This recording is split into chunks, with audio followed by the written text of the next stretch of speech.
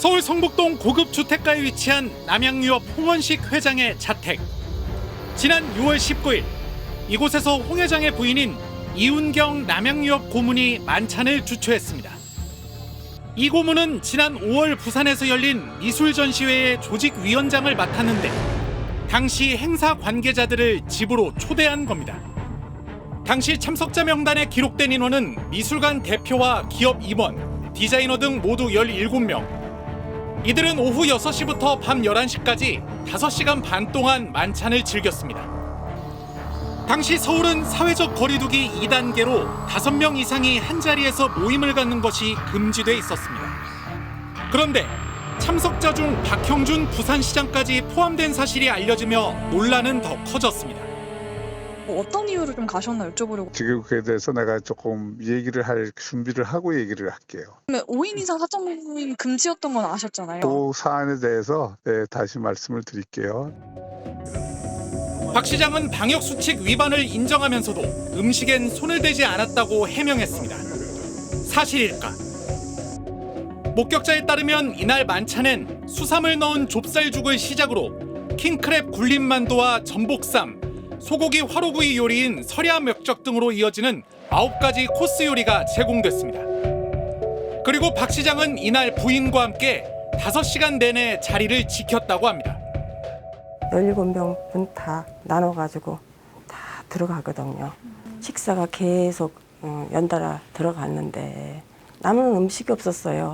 그 시간 동안 시장님 부부가 구경만 했나요? 음식점도 아닌 집에서 시장까지 대접한 대형 만찬 행사. 그렇다면 이날 17인분 식사를 나르고 시중을 든 건 누구였을까? 스트레이트는 홍원식 회장 집에서 14년간 가사도우미로 일한 서모 씨를 만날 수 있었습니다. 서 씨는 이들이 출장 뷔페 같은 업체 사람들이 아니라 분명 남양유업 직원 3명이었다고 말했습니다. 또 이날이 처음도 아니었다고 했습니다. 거기 회사 직원들이 다 만들어가지고 거의 완성된 음식을 가져와요. 그러면 여기 그 사람들이 와서 세팅해주고 서브하고 그러는 거죠. 가사도우미 서 씨가 취재진에 보여준 노트입니다. 남양유업 직원들이 홍 회장 자택에서 열린 행사에 동원된 정황들이 기록돼 있습니다. 2019년 1월 10일 메모. 기업체 사모님, 남양유업 광고 모델 등 14명이 밤 11시까지 계심. 메모 한 켠엔 직원 3명이라고 쓰여 있습니다. 같은 해 5월 19일에 있었던 대형 만찬. 여기에도 회사 외식사업부 직원 6명이 와서 손님 맞이 준비를 했다고 기록돼 있습니다.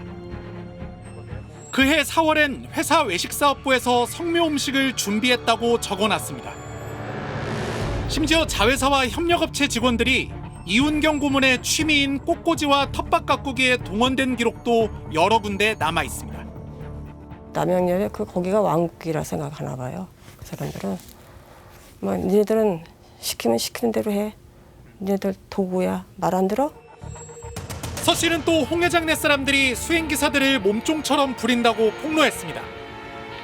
수행기사들도 남양유업에서 부여한 사번까지 있는 정식 회사 직원들입니다. 그러나 이들은 자택 청소와 김장 담그기, 장보기는 물론 회장님 골프 캐디까지 회장 일가의 온갖 잡일을 다 했다고 합니다. 용평 가자면 용평 가서 그냥 그 밥수발까지 다 들어야지. 비가 오나 저기 하나 더우나 기사 데리고 다니면서 캐디 역할 시키고 공 주스라고 그러고. 회사 기사들이에요, 그 사람들. 회사 기사들을 이렇게 그냥 쓰는 거예요, 그냥. 뭔가 그냥 호되는 일 다 하고 이사하면 이삿짐까지 그냥 다 날르고 저기 하면 김장하라면 김장하고 그냥 노예예요, 노예. 말이 그냥 수행기사고 말이 집사지 굳은 일은 다 시키고. 이운경 고문의 수행기사는 50대 남성인데 주위에서 보기에도 민망한 잔심부름까지 시켰다고 합니다. 그러면 진짜 이런 얘기도 진짜 민망스러운 거예요. 들어보지도 못했을 거예요. 속옷도 기사가 챙겨줘야 입어요. 그리고 기사 보고 또 불러요. 김 실장 그 위에서 불러요. 나 속내해달라고. 왜 자기 속옷을 갖다 자기 룸에다 갖다 놓지 왜 지하에다 갖다 놓고 기사 보고 챙겨달라고 그래요. 수행기사가 실수라도 하면 홍 회장의 폭언이 날아들었다고 했습니다. 뭘 빠뜨리고 왔다든지 뭐가 이제 부족한 점이 있으면은 마음에 안 드는 점이 있으면 이제 막 아침부터 저녁까지 그냥 분이 다 풀릴 때까지 거기다 스트레스를 해소하는 거예요. 그냥 너 바보냐? 치매냐? 나가라고. 그럴 것 같으면 나가라고. 툭하면 그러는가 봐요. 그냥 몽둥이 가져오라고. 그러면 그거 얘기를 나한테도 하더라고요. 그냥. 그러면 아저씨가 그냥 또 때리려면 때리라고 또 갖다 준대요. 갖다 줬다 그러더라고요. 홍 회장 부부가 바깥에서 약속이라도 있으면 수행기사들은 퇴근때를 놓칩니다. 그러나 정작 그 넓은 집 안에 기사들 눈붙일 공간도 마땅치 않다고 합니다. 회사에서도 맨날 늦게까지 이제 모임을 갖고 그랬지. 그러니까 사모 기사가 이제 언제 뭐 11시, 12시에 들어와요. 사모 모시고. 피곤해서 못 가고 거기 성북동에서 자요. 그 지하실 방도 없어요. 대기실도 없어요. 뭐 샤워실이 있어요. 화장실이 따로 있어요. 그러니까 너무 피곤하니까 지치니까 거기서 구석대에서 새우잠 자고 그러니까 그냥 허다해요. 퇴근 못하고 하는 일이. 뻔히 알면서 사모는 그거 뻔히 알아요. 퇴근. 이에 대해 남양유업은 직원들의 동원은 사업 파트너 초대나 사회 공헌 활동 같은 회사 차원의 공적 업무 수행을 위해 이루어졌다고 해명했습니다. 또 홍 회장이 수행기사들에게 갑질을 했다는 주장에 대해선 서 씨가 해고된 뒤 앙심을 품고 전혀 근거 없는 말을 한 것이라고 반박했습니다. 재벌가 뉴스에서 종종 봤던 장면인데요. 아직도 저런 곳이 있습니까? 사주 일가의 개인적인 일을 위해서 남양유업 직원들을 수시로 동원했다는 게 말이 됩니까? 네, 회사 돈으로 고용한 수행기사를 이렇게 하인처럼 부리고 또 갑질과 폭언까지 일상적으로 했다니 참 황당합니다.